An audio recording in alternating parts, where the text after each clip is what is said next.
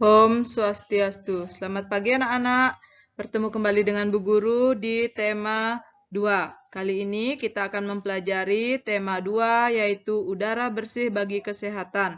Setelah sebelumnya kalian sudah melaksanakan tes formatif tema 1 ya.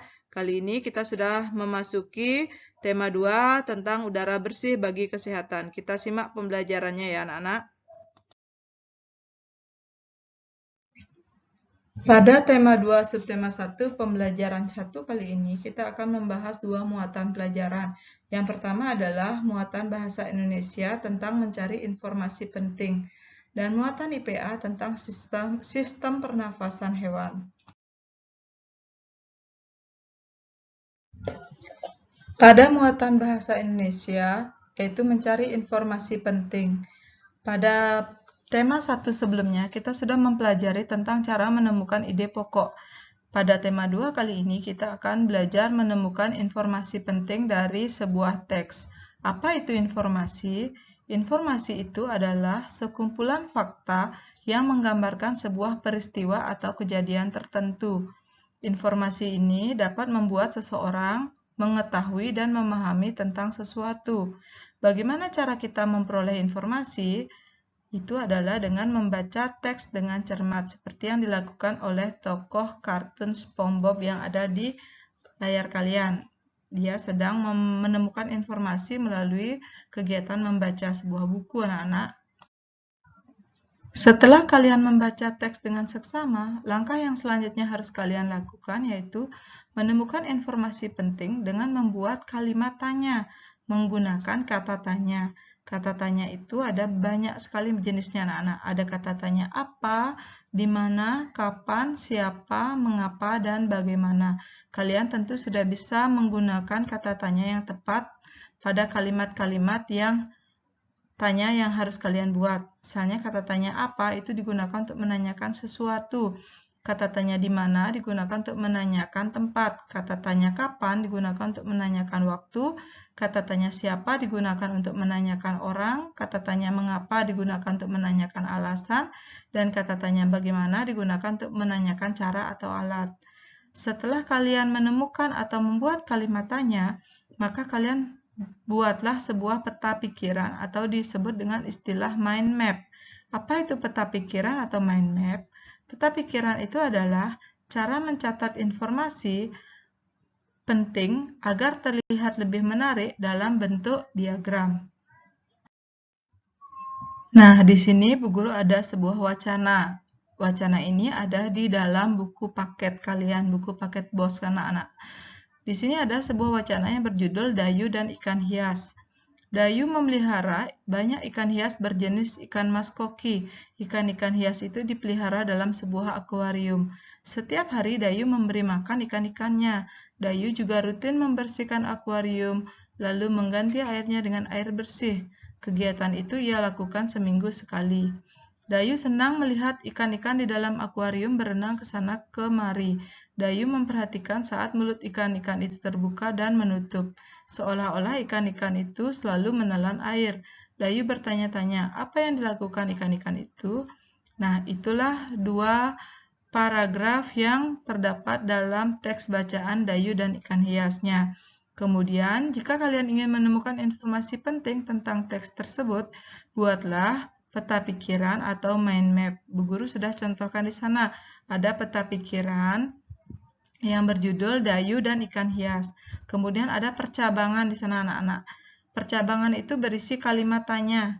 Dari kalimat tanya yang sudah dibuat itu, kalian menemukan jawabannya, berarti kalian sudah menemukan informasi penting yang ada dalam teks tersebut. Nah, Bu Guru harapkan di sini kalian bisa melengkapi peta pikiran tersebut, buat di dalam buku tulis kalian yang rapi, kemudian kalian jawab pertanyaan dari masing-masing bagan dalam peta pikiran tersebut sehingga kalian bisa menemukan informasi penting apa saja yang terdapat dalam wacana Dayu dan ikan hiasnya.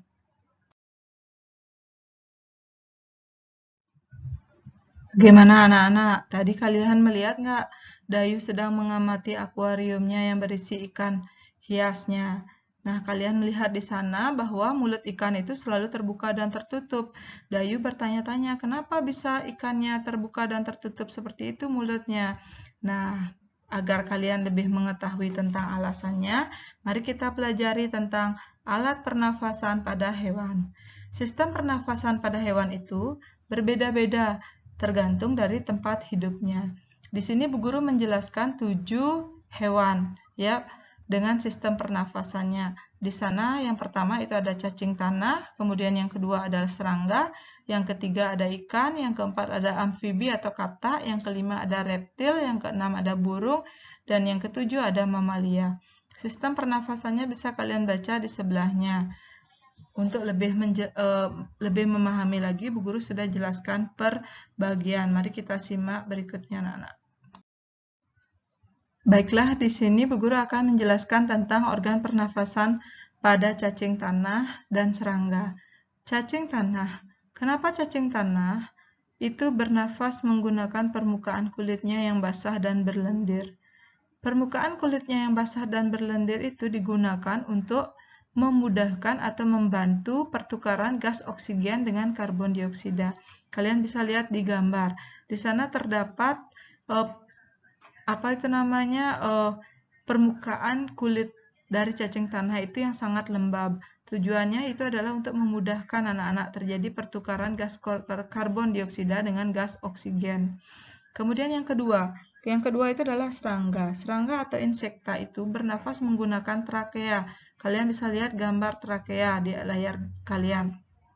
Nah, trakea ini akan bercabang-cabang membentuk yang namanya trakeolus, ya. Nah, kemudian di sana juga ada stigma. Stigma atau spirakel itu adalah sebagai tempat keluar masuknya udara pada serangga. Sama seperti pada manusia, tempat keluar masuknya udara itu adalah melalui hidung. Hewan selanjutnya adalah ikan atau Pisces. Ikan atau Pisces ini bernafas dengan menggunakan insang. Insang pada ikan itu terdiri dari 3 bagian, anak-anak. Ada yang namanya lembaran insang, itu fungsinya adalah sebagai tempat pertukaran gas oksigen dengan gas karbon dioksida. Kalian bisa lihat di gambar yang ada di depan layar kalian. Kemudian yang kedua, itu ada lengkung insang. Lengkung insang itu adalah sebagai tempat melekatnya lembaran insang. Dan yang ketiga itu adalah rigi-rigi insang. Rigi-rigi insang ini berfungsi sebagai tempat menyaring udara yang masuk, ya.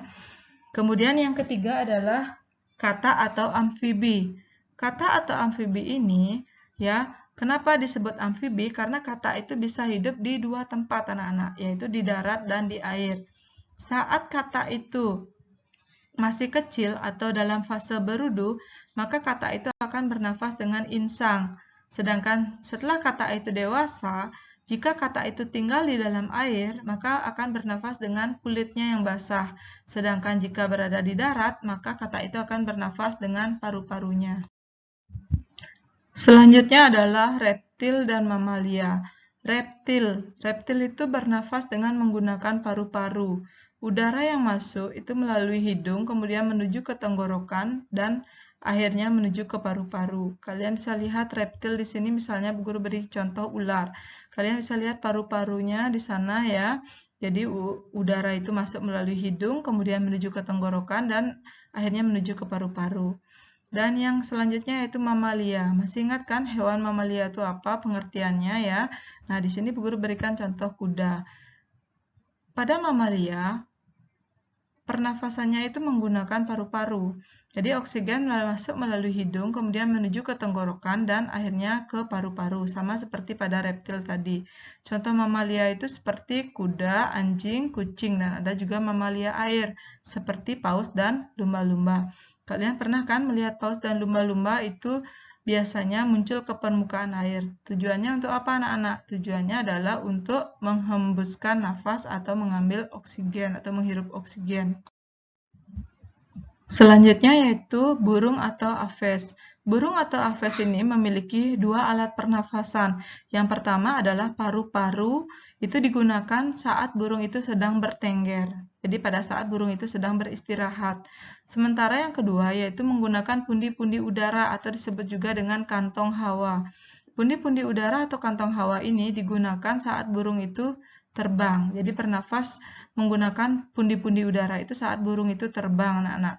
Nah, apa fungsi pundi-pundi udara pada burung? Fungsinya adalah yang pertama yaitu membantu pernafasan burung saat burung itu terbang. Kemudian yang kedua berfungsi untuk memperkeras suara burung. Dan yang ketiga untuk menjaga suhu tubuh pada burung. Kalian bisa lihat burung yang ada di depan layar kalian. Di sana terdapat pundi-pundi udara. Jadi pundi-pundi udara pada burung itu terdapat di pangkal leher dan ketiaknya, di ketiaknya anak-anak. Di sana terdapat pundi-pundi udara atau kantong hawa. Kalian bisa lihat di sana paru-paru dan kantong hawa yang ada di gambar tersebut. Demikianlah anak-anak penjelasan singkat Bu Guru tentang pertemuan kita yang pertama di tema 2 kali ini. Apa yang sudah Bu Guru jelaskan tadi yaitu tentang bahasa Indonesia menemukan informasi penting dan pada muatan IPA tentang alat pernafasan pada hewan bisa kalian mengerti dan kalian pahami dengan baik. Bu Guru sampai di sini Bu Guru ucapkan terima kasih karena kalian sudah menyimak dengan baik apa yang sudah Bu Guru jelaskan tadi. Mudah-mudahan bisa kalian mengerti. Sampai bertemu lagi di pertemuan kita yang berikutnya. Bu Guru akhiri dengan Paramo Santi. Om Santi Santi Santi Om.